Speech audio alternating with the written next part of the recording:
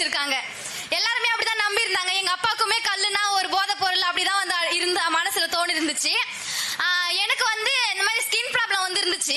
அது வந்து எனக்கு ரொம்ப அதிகமா இருக்கும். அழுவேன், ஸ்கூலுக்கு என்னால போக முடியாது, எல்லா பசங்க மாதிரி வந்து நடக்க முடியாது, படுத்துன்னு இருந்தா அந்த கை கால அசைக்க கூட முடியாது. அந்த அளவுக்கு நான் ரொம்ப கஷ்டப்பட்டேன். இந்த கை மடிப்புல